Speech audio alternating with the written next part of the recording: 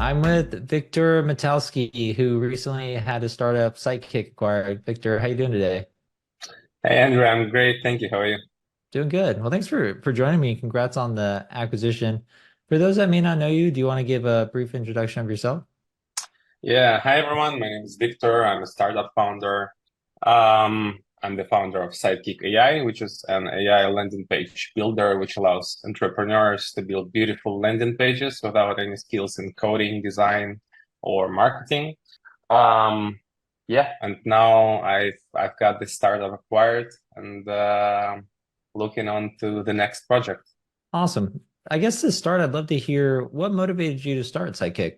Well, originally Sidekick was called Slidekick. It was a totally different product.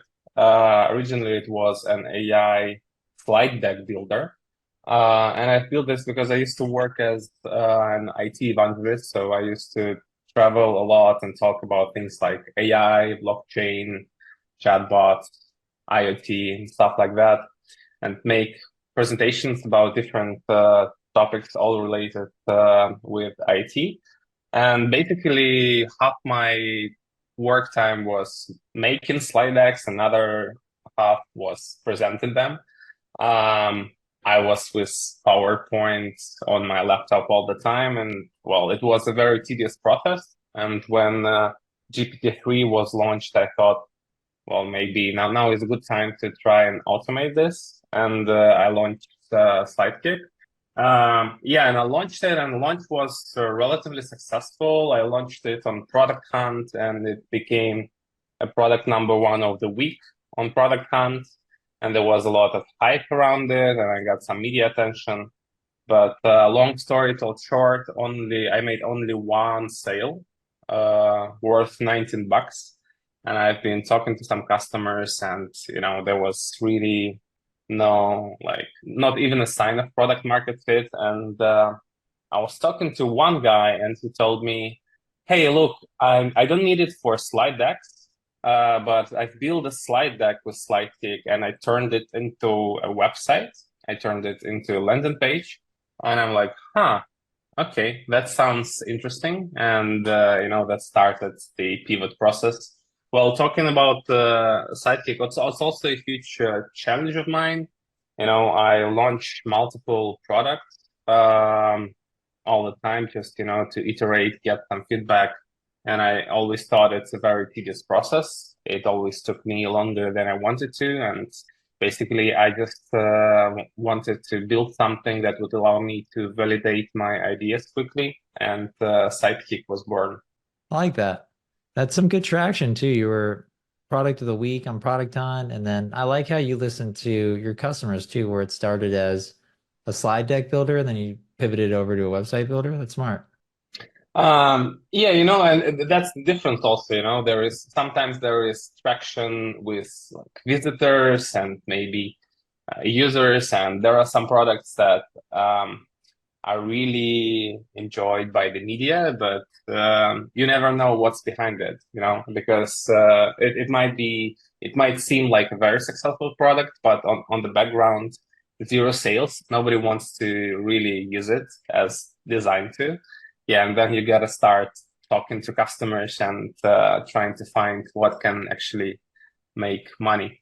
Yeah, It's true. You got to get people to pay, otherwise it's a hobby. yeah, That's how it becomes a exactly. real business when people start paying.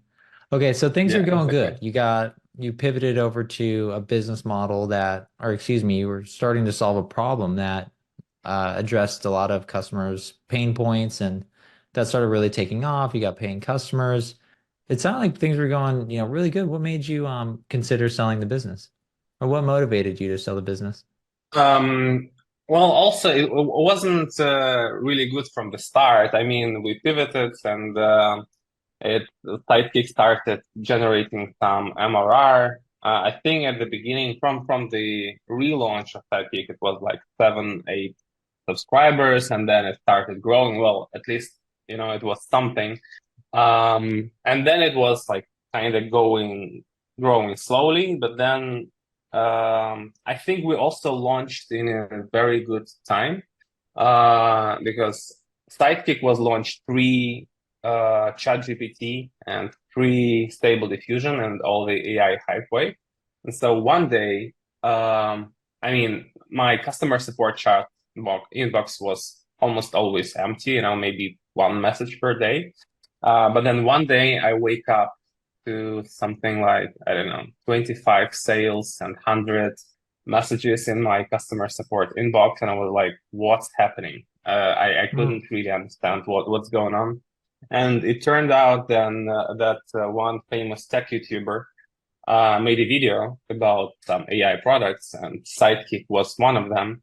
And yeah, this basically started this huge growth spike. And then another tech YouTuber, I assume they follow each other and they're like friends. He also made a video about Sitekick. Next thing I know, it's trending on TikTok, and I see all these videos like, these 5 AI tools are gonna change your life. Yeah, and we just received this huge wave, and that really helped us grow. Yeah, coming back to your question, what made me sell later? Well, I think it's a very deep question, kind of. When do you sell? I think there is the financial matter. So, is it a good time to sell? Do you have a good offer? I think it all boils down to whether, as a founder, you are happy working on the product. Are you excited to wake up every next day and keep working on it? And do you believe that you can make it a bigger business, or is it just a job? So just for some time, I wasn't really excited about the product anymore. And I thought that there are some other great opportunities, and now it's a good time to launch products, and a lot of stuff is happening. So I thought, well, if I'm not happy working on this, then maybe I should sell it and move on to the next thing. That's smart. When you have something that's doing well and you're not that excited about it, and you feel like someone else would pay you to work on it and they're going to be super excited about it, that's a good time to think about acquisition. So, kudos to you on the timing. In terms of, okay, you list a business on acquire.com, buyers start reaching out to you. What was your initial expectation when you listed the business, and were you kind of surprised to have so many buyers reach out to you initially? Well, first thing, thank you for the kudos, and I just wanted to say kudos to you too, because really, I think like 5, 7 years ago or so, there weren't too many options for a startup founder who wants to sell the startup. So okay, now I guess we're kind of spoiled because there is acquire.com. When you can just say, oh, I'm tired to working on this thing.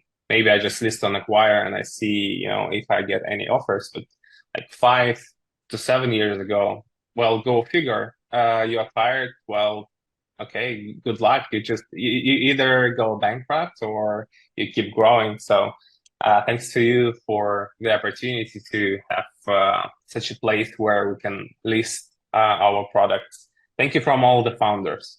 Nice. I appreciate that, man. Thank you. Yeah, coming back to your question, it was going at the beginning. It took some time to get the momentum, to get the speed. So we definitely, when I just published on Acquire, really not too much stuff was happening in the beginning. I had a really helpful M&A advisor from your side.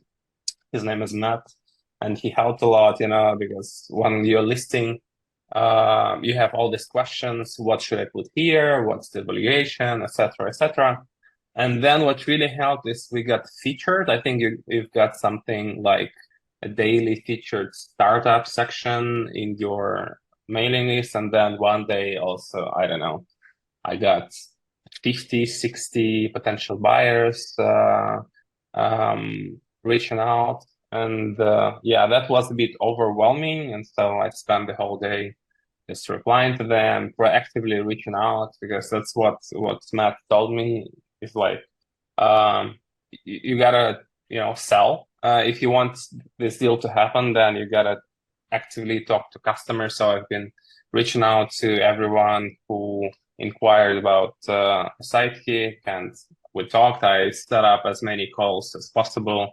So yeah, that was a little bit overwhelming at the beginning, but we didn't get that many offers. Initially, we've only got one. The things really started speeding up when we've got our second offer, and then the third offer. So technically, I had three legit offers with LOI, and yeah, that's when things really started picking up, because the buyers were like, okay, we can't just keep time talking, spend time talking anymore, because the other buyer can take it from us. So, and I also like used it as a leverage a little bit, and then that really helped us to get acquired at the end.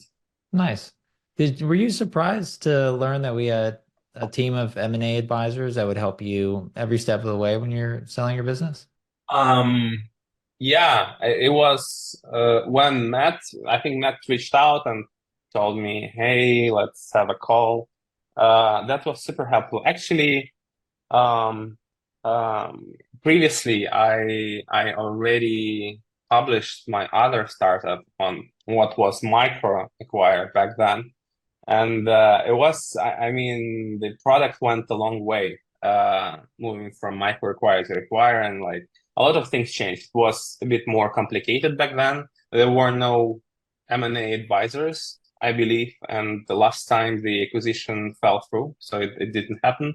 And now, yeah, having Matt, being able to answer all the questions and help me with the listing, help me um, make everything really stand out, and to package the product, being the company.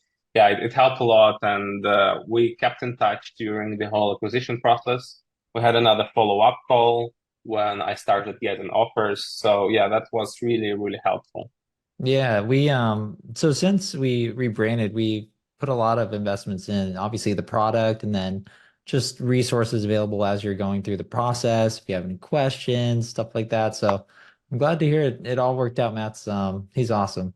Okay, so you're going through, you're meeting a bunch of buyers, you're having a lot of different calls. How did you figure out which was the right buyer to work with? Was there something about this individual that stood out? Was it the highest price? Was it the best terms? How did you make sure that you were working with a buyer that would obviously make you an offer, but then be the right one to move forward and do due diligence and all that fun stuff so you can actually close the acquisition? Um, well, so back then I really had two offers, and I was negotiating with both of them. They were fine. I can say I was really happy about the offer. I mean, it was a good offer, but there were some things to be considered. So one of the acquirers wanted me and my co-founder, Igor, to stay in the company after we got acquired for another year. This is kind of, typical, but we weren't really happy about that. There was no connection with our acquirer really, and we've spent multiple calls. We were having daily calls discussing the deal and going through some due diligence, and this was just very tedious, and it didn't feel right, So we were discussing the smallest details. There was no feeling like, oh, we will find an understanding later. This is fine. So later, this investor from New York reaches out, and he tells me, like, hey, I'm super interested. So the thing is, I was so deep in the acquisition process with other two potential acquirers, I stopped replying to new messages on acquire.com. And so this guy, he reached out on Acquire, and I didn't reply to him. So he reached out to my LinkedIn. I think that he sent me a message on Twitter, and then he went to customer support chat, and he just like hey, like, where is this guy? I need to talk to Viktor. So he was, he was really trying to make it work. He really wanted to talk. And I'm like, look, and my customer support manager, he reached out to me and he told Viktor, there's this guy who wants to talk to you. I'm like, okay, sure. And we had a call and I was like, yeah, we're so deep in the process, but if you are willing to move quickly, then yeah, sure, why not? But we gotta get some kind of offer from you until the end of the week. And he was like, yeah, sure. And the next day he reached out to me and he told me, hey, let me just pay, just transfer a 10% retainer to your account. Just, we will sign a small LOI where we will say that it has to be refundable if the deal doesn't fall through. But otherwise, let me just send you 10% retainer to show you that I'm serious and we'll move on. Yeah. And I was like, okay, this guy, he's already willing to send some money to my account. So I respected that. And yeah, since that, he was the one who eventually bought the company. That's a good sign. Yeah. Getting a non-refundable, or excuse me, a refundable deposit before you move into a formal offer. That's a good sign. And it sounds like it worked out. So that's great. Yeah. Yeah. Right on. So you get the offer. I'm just going to follow the timeline of the acquisition. So you found a great buyer. Everything seems like it's going as planned. You're comfortable moving forward.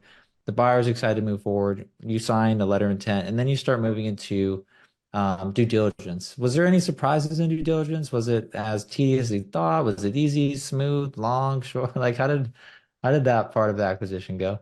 Yeah, well, I don't think there were any surprises really. I knew from the start that it's kind of a long and tedious process. It didn't happen overnight. I think no surprises, but one thing I can tell you is just during due diligence, you kind of maybe as a founder, you yourself, you see your business for what it is.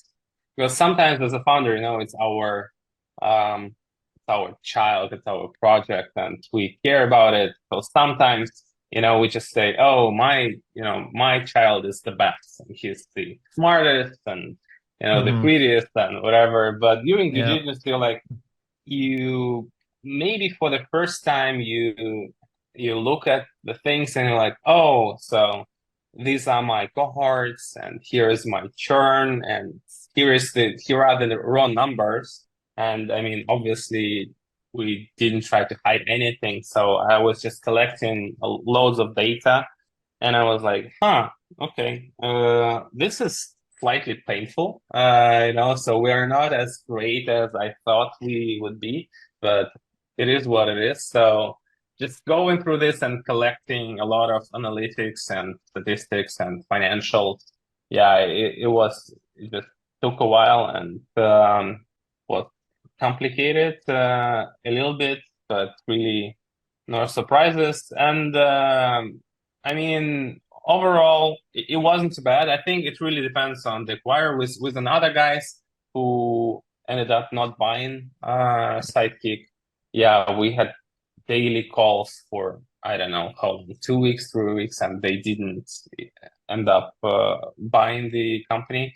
With the new acquirer, I think the whole process took like 2 weeks max, and I mean maybe 2 3 weeks, and 1 week was the due diligence process. I was just basically collecting all the data and so on, all from all the accounts, and then maybe another week uh, after he made the offer and we signed for the asset transfer. So it wasn't that bad. I know in some companies the acquisition process it takes with due diligence it can take like up to half a year, I don't know, a year was not our case. So I think it went relatively smooth. It's good to hear. Yeah, due diligence can be one of those processes where it can take a lot of time, and a lot of deals fall through in due diligence just because emotions are high, people are tense, and you're sharing sensitive information about your business. So again, glad it all went smoothly. So you got to the end of it. And speaking of the end of it, I'm now curious, did you do anything to celebrate the acquisition when it first closed? Yeah, I just went to a restaurant with my wife, and I think it really it's hard to tell when the deal actually closes. So I mean, then there is this date when you sign, and you're obviously very happy about it, and it's like you see this confetti at acquire.com, and it all sounds great, but the money, the money is still not in your account, and you're like, okay, is this actually happening? Because I'm not gonna believe it until the money gets to my account, and then we were arranging the transfer. I think, yeah, it really hit me when uh, the money was transferred in a few tranches. When the first biggest tranche got to my account, I'm like, oof, okay. Now I think I can celebrate. I was slightly exhausted from everything, and feel even after the transfer, I felt a bit of responsibility. I didn't want to just, get off the grid. I wanted to make sure that the asset transfer goes smoothly too. So yeah, but I certainly took some time to celebrate with my wife. We went to a restaurant, and then I'm also a part of this startup founder indie hacker community called Hackago. We meet up once per week, and we hack together, and we discuss our products and make the demos. And yeah, I just bought some, donuts, and went there and shared the news with my fellow indie hacker founder friends. And yeah, so I guess there were two celebrations. I like that. Just keep it simple. You went to dinner, get some food, hang out with your friends. That's all you need, if you ask me. So great. I want to know Yeah. a little bit more about, we're gonna back up a little bit in terms of Matt from our M&A advisory team. Can you tell me a little bit more? How much did he help you? What specifically did he tell you that was maybe surprising, or was there anything he did where you felt was instrumental to getting acquired?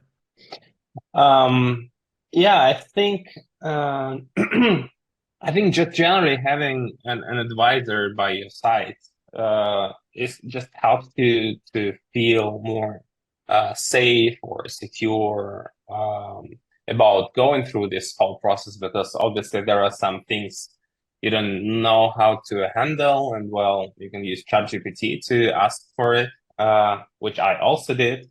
But just having a person who understands the process by your side, it's really helpful. So I think there were um, two major inflection points where I needed Matt's help. First one was the listing, and obviously you are wondering.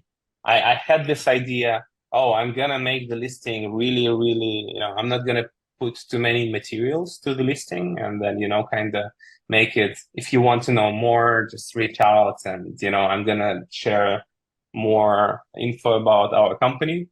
And Matt said, well, that's not the way to do it, No, I because was you about to just say no. Because wait, I'll tell that. you. Yeah, what you want to do is you want to share a good amount of information up front, especially after they've signed an NDA, because your job, as you know, you've already gone through the process, but you want to Yeah. invite the buyer to a call, so you want to get them excited. So is that what you did, I'm guessing? Yeah, that's exactly what I did. And also there is also another side of things is it just, I think we get like more than 100 potential buyers reaching out on acquire.com, and this process gets so tedious so fast, and the questions are all the same, and it's even slightly boring. So like, what's your churn, what's your MRR, what's your ARR, what's your, like, show us the financials, and what's the reason for growth, what's the reason for churn, and all the same questions. And at some point you just want to automate this, so just providing as much information as possible upfront before the first call, even, so that you can get to discuss the actual details and next steps.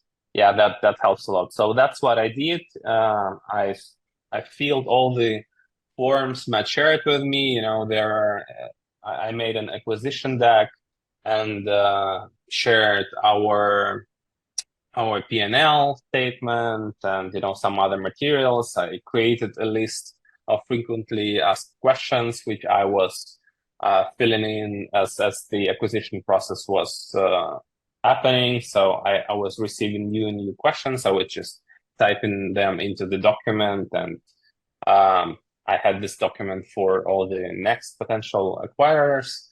So yeah, that was not number one thing. The first thing was how to fill in the acquisition, how to fill in the listing, and the second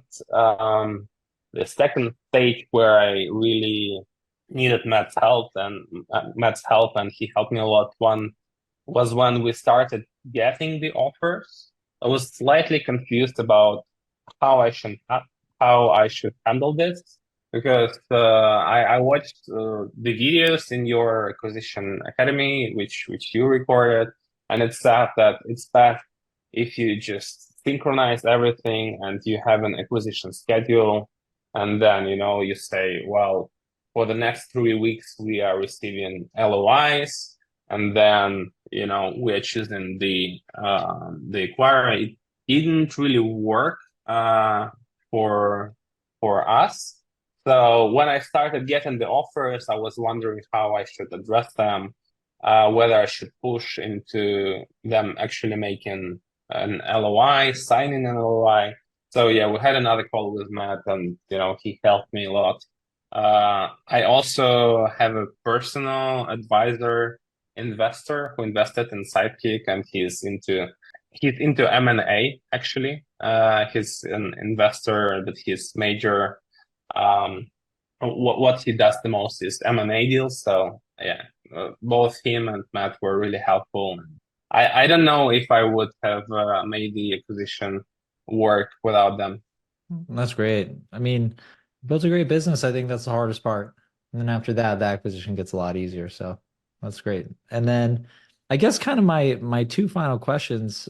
I'll start with advice for other entrepreneurs. So I think there's probably going to be some entrepreneurs listening to this that might be interested in selling their business. And given that you've gone through an acquisition process, if you could rewind the tape or give three pieces of advice to someone looking to sell their business, what would it be? Yeah, I think, well, it's easy really. So with acquire.com, you can just first one, you can just make a listing, post it, and see if you've got some interesting offers.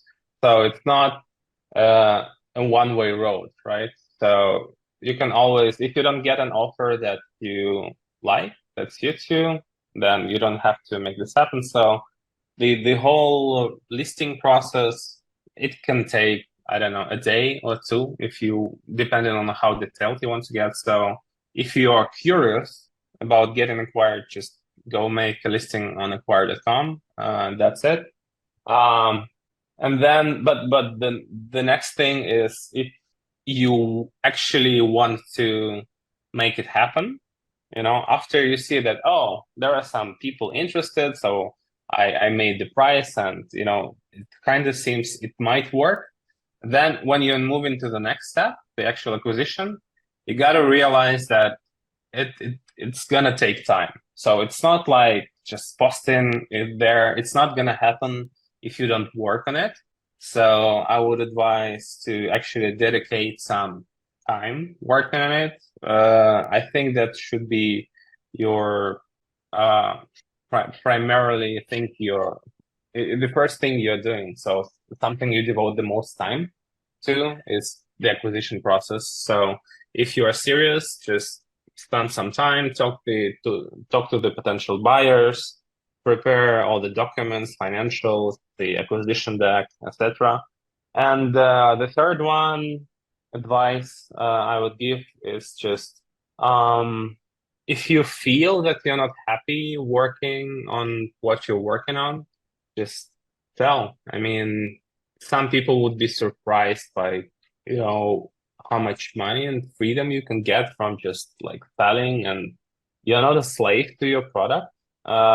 So if you're not happy, if you have some other ideas you want to work on, just sell the company and move on to the next thing. Life is short, and I think it's good to spend it working on something you're excited about. It's great advice. I love that last piece. It's so true. Entrepreneurship is, you get to work on whatever you want. So if you're working on something you don't like, you should maybe reevaluate that decision. Yeah, So yeah, absolutely. so final question, Victor. You sold your business. Congrats again on the acquisition. What are you up to now? What are you doing now? What are you building? Well, I actually had a really, really long vacation. So, I took some time for myself, spent some time with my wife, went on a couple of trips together, went to the gym and started doing more sports and, stuff like that. So after taking, I think it was like a 2 months vacation for I don't even remember if I've ever had a 2 months off period. Uh, so yeah, after that, I started slowly getting back into working. So right now, I just learn a lot of AI stuff. So I'm definitely my main area of interest is still AI. So I'm just basically learning more technical stuff, learning how to train the models. I'm very interested in like image recognition stuff and agents and technologies like LangChain and something like that. So at the moment, I'm just quietly building some side projects, seeing whether it sticks, whether I enjoy working on them. And yeah, I'm not making any big launches right now. I think what matters to me at this moment is not now I more and more realize how important it is to have the founder product fit. So it's not like previously I was just like, oh, I'm just gonna build this thing because the market is huge and I see the market opportunity and I can make some money there. Now I'm like, I gotta really enjoy it. So I I have to see purpose in it so that I would enjoy working on it in the long term. So I'm just building small projects and seeing how I feel about them and trying to be conscious about making the next big step. Awesome. Well, Victor, I'm definitely rooting for you. If people want to hear more about your story or just connect with you, where can they find you online? Yeah, I think the best place to find me would probably be my Twitter or LinkedIn accounts. So it's Viktor Metelskiy at Twitter and LinkedIn. I think maybe I can give you the links and you can put them under the video. I think that would work best. Yeah, I'll put those both in the show notes. But Victor, thanks for coming on and huge congrats again on the acquisition. Thanks for the compliments and I hope we see you back on acquire.com sometime in the future. Definitely. Thank you so much, Andrew. It's been a pleasure. Yep, my pleasure. Cheers.